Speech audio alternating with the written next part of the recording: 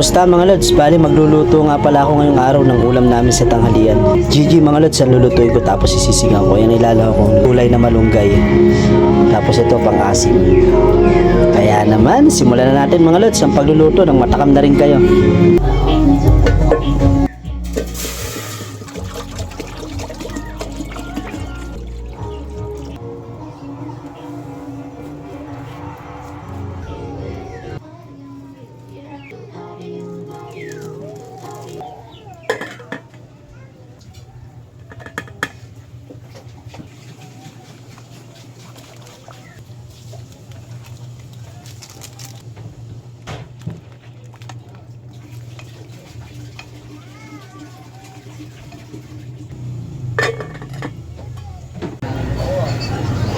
Ito na mga lods, luto na to. Sarap mga lods, oh. Sarap pumigop ng sabaw.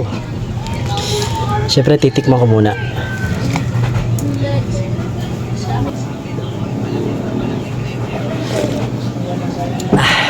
Init, sarap.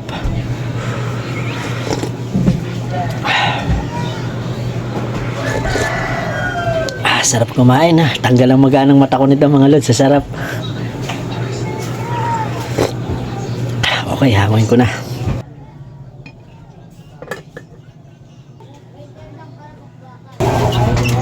Ano yan? Ito na yan.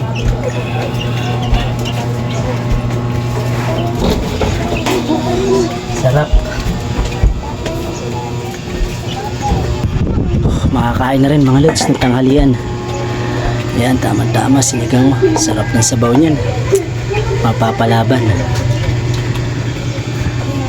Bali, meron nga pala ako sa inyo mga lods papakita. Meron nga pala kami dito pang ulam mo. Ayan, alaga ng mga anak ko. Kapag ito'y malaki na, hindi kakatayin namin, i-adobo ko yan. Nandito lang siya sa loob ng bahay namin kasi makakain ng pusa. Tsaka wala rin kasi kaming kulungan, kaya dito lang din namin lagay sa loob ng bahay. 2 piraso yan. Sarap yan pag malaki na.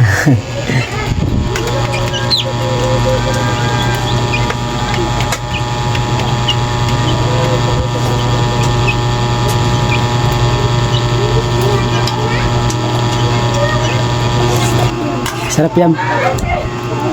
Higop sabaw. Para mas pampasigla. Sarap.